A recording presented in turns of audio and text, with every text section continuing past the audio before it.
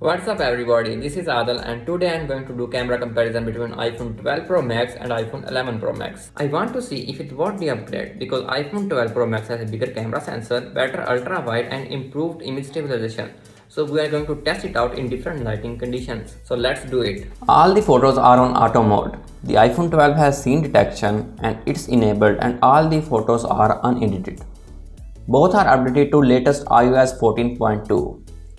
Let's start with daytime pictures. If you look at the picture, these look very similar in good lighting. Good dynamic range, accurate color, lots of detail, but there are few differences. Even though the iPhone 12 doesn't have any scene detection, but it processes images with more saturation and you might not like it. It's all your personal preference. I personally like punchy colors. If there are bright lights, the iPhone 12 Pro Max does a much better job compared to iPhone 11 Pro Max, which overexpose those areas. Look at the bulbs in this photo when fully zoomed in, and in this photo see the difference in ceiling lights and box around the bulb. iPhone 12 Pro Max has much detailed image and you can see the difference in details when zooming into the speaker grill. I will not be surprised if you like some of the photos better on the 11 Pro Max because of its punchy colors, and also there is a white balance difference in most of the photos, which you can match, but I left it to auto. Look at this picture and see the difference in details of Captain America and Spider-Man floor mat. You get more details on the 12 Pro Max. Another difference I noticed is when you have bright LED lights. The 11 Pro Max adds more halo light compared to 12 Pro Max, and you will notice the same thing when taking pictures of bright objects. Ultra wide on 12 Pro Max takes a lot more detailed picture compared to 11 Pro Max.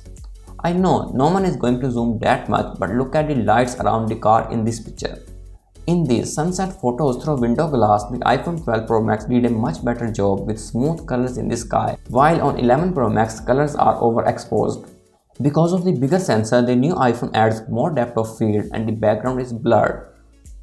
So it acts more like a picture taken with a professional camera.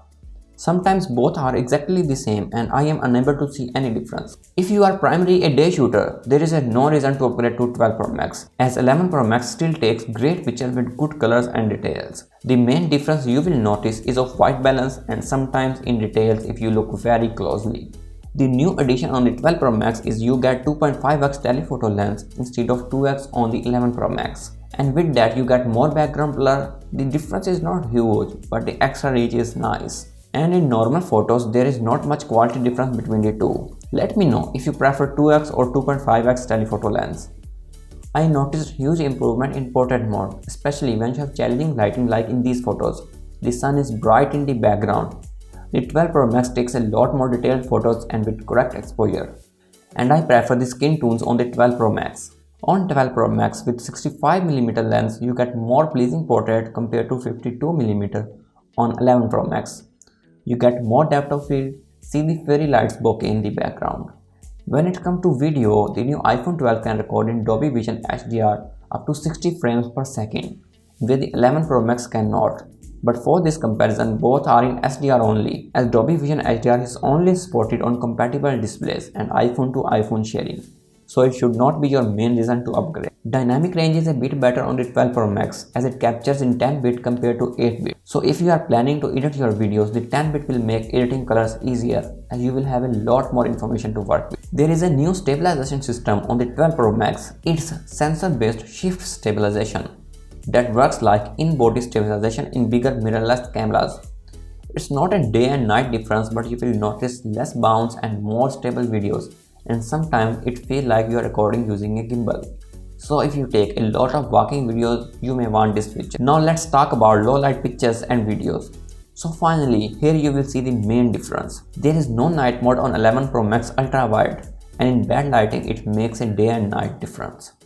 In these cinema pictures, there was decent light and 12 Pro Max took a more detailed and crisp picture compared to 11 Pro Max. In extreme low light, the difference is mind-blowing. Take a look at these pictures of the dressing table in my bedroom, and in this picture you get a lot more light and details on 12 Pro Max. 12 Pro Max night mode on the ultra wide is a game over for 11 Pro Max. The main sensor is also bigger. The difference is not huge, but you get less noise compared to 11 Pro Max. The faster aperture also gets more natural bokeh. Look at the flowers in this photo. The LiDAR sensor helps in low light autofocus, but in this image it messes up the remote and the arms of the robot. But for the most part I was getting improved images with the 12 Pro Max. Here in these photos you can see the iPhone 12 Pro Max did a much better job. The bricks have more detail, the leaves look crisp, and the iPhone 12 Pro Max kicks in night mode less often when there is decent light. Now you get night mode in portraits also, and you get much lower noise on the 12 Pro Max, while you get ton of noise on 11 Pro Max, which makes these images not usable. Keep that in mind, night mode with portrait mode is only available on the main lens and not on the telephoto lens. But still, if you take a lot of portraits like me, you might want to get the 12 Pro Max.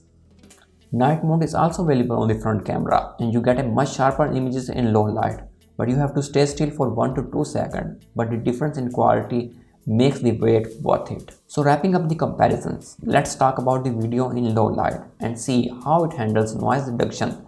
Let's start with ultra wide. iPhone 12 video looks much cleaner when compared to 11 Pro Max. Also on the main lens, you get a much sharper image with low noise compared to 11 Pro Max. What's new on the iPhone 12 Pro Max is you get auto FPS option in settings, and when you enable it, it will automatically reduce the frame rate to improve low light video. Here you can see the difference I am talking about. In this extremely low light video, you can see how much light get through the bigger sensor of 12 Pro Max. And you can see a lot more details on this robot toy compared to 11 Pro Max, which is completely dark. In this comparison, you can see brick details on the 12 Pro Max, while on 11 Pro Max there is a lot of noise going on. Take a look at the text on the back, how much more detailed it is compared to 11 Pro Max. You get improvement in low light on all 3 lenses. Here I am acting crazy in front of camera. Nighttime video is a definite win on the 12 Pro Max. So in the end, is it worth the upgrade? It depends. If you are mainly a day shooter, the answer is no. But if you want benefit of low light performance in photos and videos, then I will say get the 12 Pro Max. I personally love the new portrait lens. It captures exactly how I want the photos to look like. Night mode portraits improve ultra wide is the main reason I upgraded to 12 Pro Max. I hope this video was helpful in making your buying decision. I have added my affiliate links of both models in the description. So if you buy using that, it will help me making more videos. Hit the thumbs up button and subscribe to see more comparisons like this. I will see you in the next one.